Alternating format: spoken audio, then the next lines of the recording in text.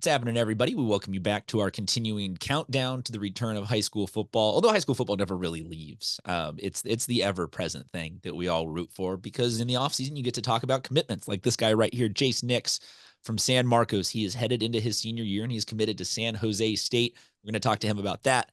You better gear up for a track interview realistically because if you see, like, he's a good football player, but also like he doesn't have football.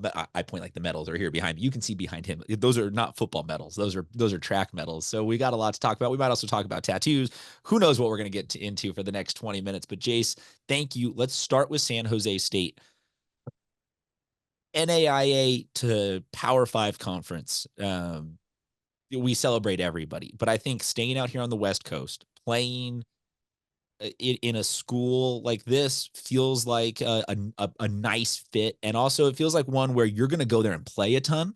Mhm. And I always have a ton of respect for a guy like that who's like, hey, I got to take I want to take this spot, not just because it's like, oh yeah, I get to go to Alabama and sit 17th on a depth chart, but you're going somewhere where you're going to get like potentially playing time as a freshman and ball the heck out. So congratulations. But what was that decision like for you with San Jose State?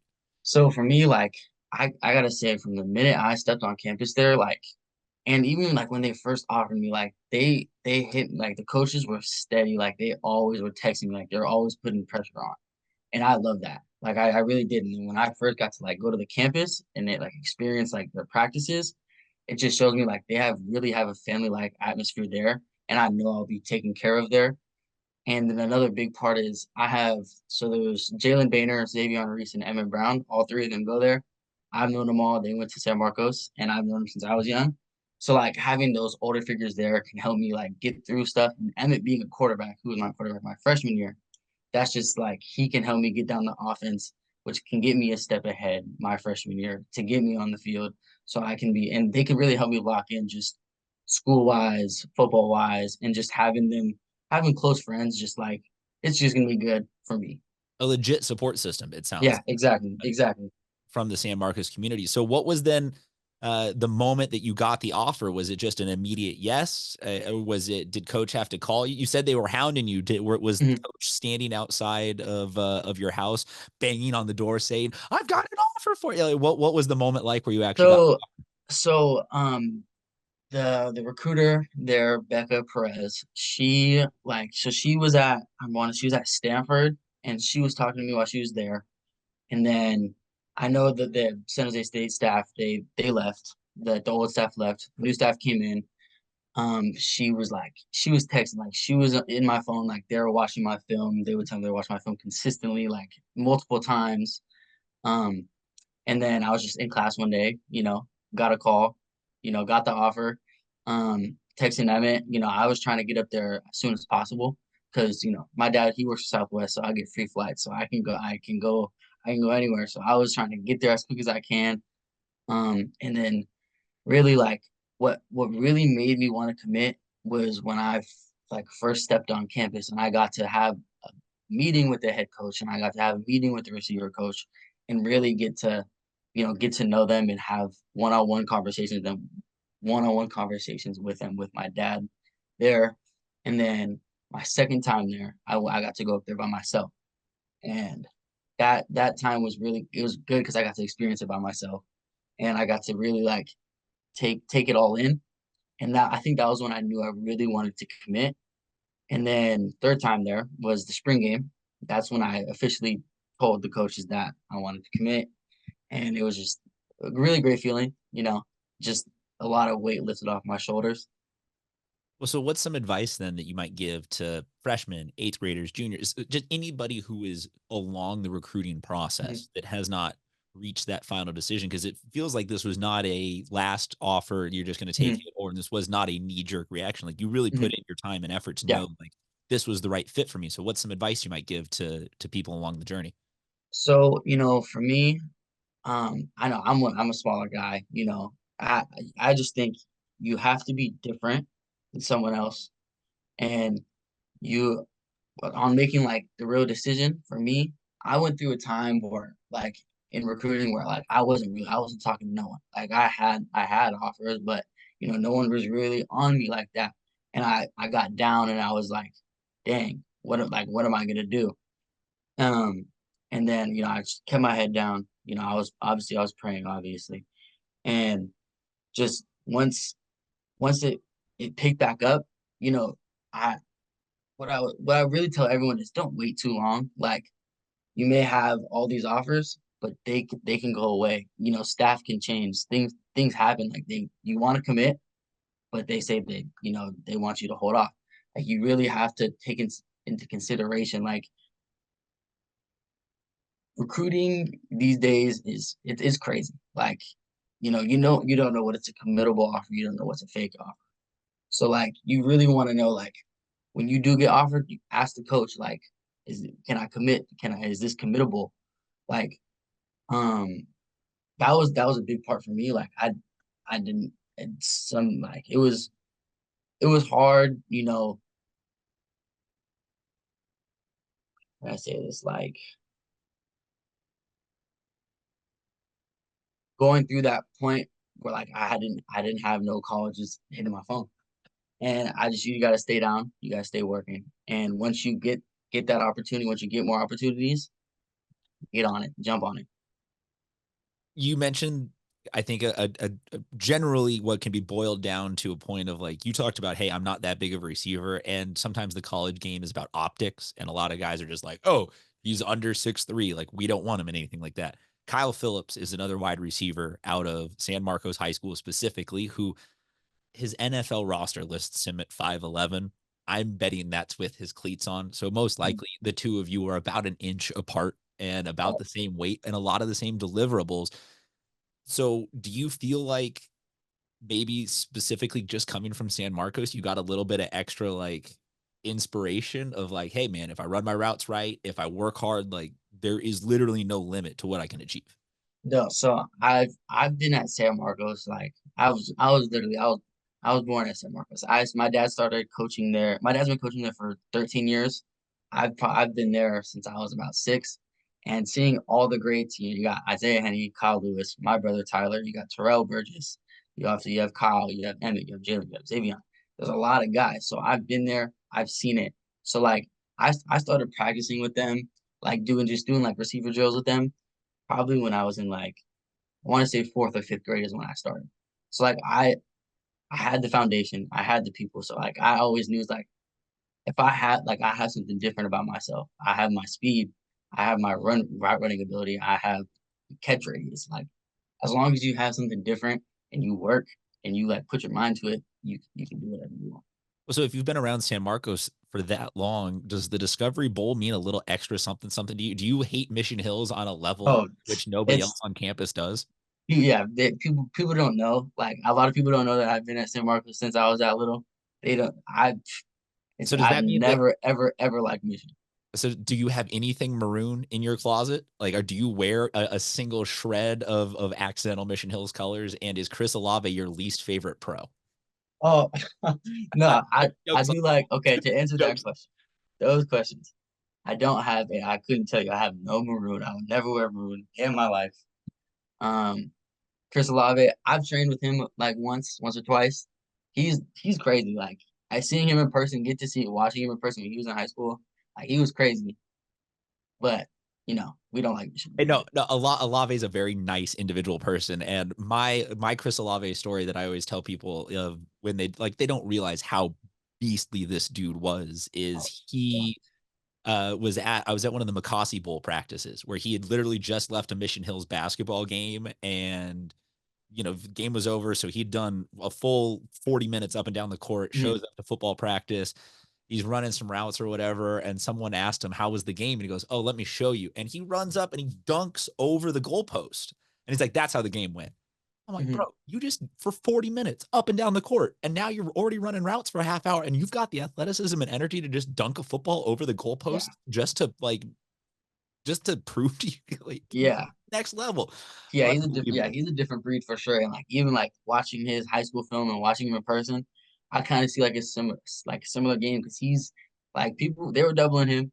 He was like he would beat It him didn't with his matter. speed. Like Did you just nothing see him, matter. he just beat him with his speed, and that's what I loved about. That's what I like about him. So His Mission speed and Hills his. So Mission Hill's coming up this year. I'm assuming that is probably the game that you have circled, but let's talk about just in general the football season. You Mhm. got to be pretty excited.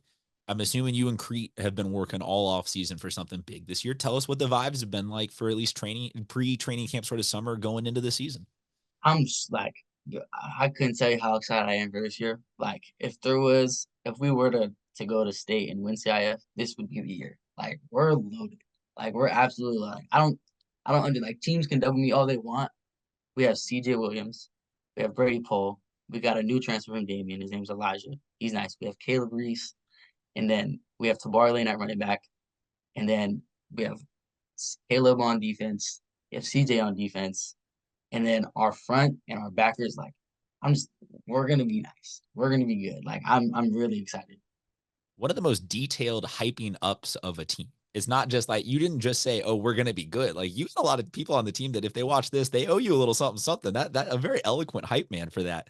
Um, for you as a senior, you guys have obviously you started with COVID. Yes, that was your Mhm. freshman year. Yeah, Uh, that was my freshman year. Yeah. freshman year. So you guys have seen the shortened spring season. You had a couple regular seasons now. Does this feel like though the culmination for you said a lifetime of work? You've been waiting for this year for a long time. So do you have a little extra chip on your shoulder going into this year? Oh yeah, no, for sure. For sure. I think as a whole team we do. Like, I mean, we fell up short last year, playing Mission twice, losing to them like in the playoffs. Like we've never played them in the playoffs. So like I think that just hurt us even more. So we're coming for a lot this year. I think we're gonna be it's special. Like I can't wait for like you guys to see, everyone to see like how explosive we're gonna be. We're gonna be scoring. We're gonna be scoring points. So is the Blue Crew going to turn out correctly? Because they have historically been one of the better student sections. Do they treat Mhm. you guys right? And are you excited for what they've got going on this year? Hey, I hope the blue coup pops out this year. Seeing them like back in the day, it used to be insane. Like when I used to go to the games, like when I was little, and like just seeing it, I'm like, wow, I can't wait to just to be playing and like seeing that, just having like all the packed out games. I think the Blue Crew's gonna be something special this year too, for sure. This kind of intersects with just talking about Kyle Phillips before. I was there for his senior year for a game where literally, and this was one of the first times I'd ever seen this, middle of the game, he had to go over to the Blue Crew and tell them, when we are on offense, I need you guys to be quiet. I love you guys. You guys are doing a great job cheering, but tell the DJ to turn the music off and stop the noisemakers when we're on offense because I can't hear anybody. And I was just That like, still happens. That literally still happens to this day. Like it's so funny. Like the refs will literally stop the game. They have to turn the music down. It's and and funny. and I dig that and I love it, but just like to me, that was always like a coach is going to go say that, a parent's going to go Mhm. say that. But when it was like Kyle Phillips was screaming at them, I can't hear the audible calls. You guys need to shut up. I love you all, but shut up. I was just like, that's a Mhm. really funny moment of Yeah. like the fans are there, like, what? We can't. Okay. Mhm. It just so the Blue Crew though, hopefully they come back strong. Mhm. We talked about how we were going to talk a little track. You've got all that going on in the background right now. So you are obviously a person who cares about your track. You said you got Mhm. goals for the 100 meter. I'm curious, just in general, though, you are a multi sport athlete. Mhm. There seems to be an undercurrent of parents and AAU coaches and different levels of people that are saying, like, oh, you got to focus only on one sport, but you Mhm. need to, and you're going to Mhm. college. Mhm.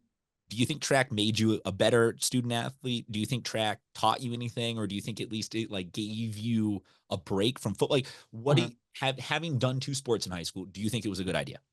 Oh my! Like doing like if I were to tell like anyone that's watching this, like any younger kid that's watching this, you need to run track. Track is literally how I got all of my offers. That all that's I'm fast. That's what I got. I can't I'd be lying if I didn't tell you track didn't like help me like being a two-sport athlete to college recruiters. That's like one of the biggest things, and being good at it and running fast times helps you even more. So like I mean I started running track my sophomore year, so this is only my second year of track. I wish I would have did my freshman year because who knows what I'd be running. But I really think track like I mean even just like being a football player and a basketball player, football and baseball, that just looks good for college coaches to see. Oh, he does two sports. Like he's like mentally he can and physically he can take a little toll to the body. Track, though, to me has always been this weird culture because, and maybe I'm wrong and just have seen only parts of it, but is it low key like the kindest, friendliest, most supportive group of people? Like Mhm, the way that when someone's gonna go do the like the triple jump or the long jump, everybody starts clapping. Or like you see people that like, you guys are football players, you'll be smashing heads on a Friday mhm. night in August, but then like at the 4x1 at the end of the race, everyone's just dapping each other. It's weird how track is like addictively happy and positive, and there is very I'm little like I can't lie. I did so like I had some beef with some players on some teams from during football season, and then like during track season we squashed it because like I actually got to talk to them and really like get to know them. I would say track definitely is like it's a team. It's really like people don't think it's a team sport, but it is like the like stuff doesn't fly there. Like you can't like showboating and doing all that stuff. It doesn't fly. Like you can get DQ'd for that. So it's just it makes you. I would say it makes you like a little more smarter mentally because you got to think about like for me like being football like I talk a little I talk a little crap when I'm on the field or like I like to celebrate. You can't do that in track. get up Yeah, for that first. Yeah, but yeah, and yeah, track also you're just there all day.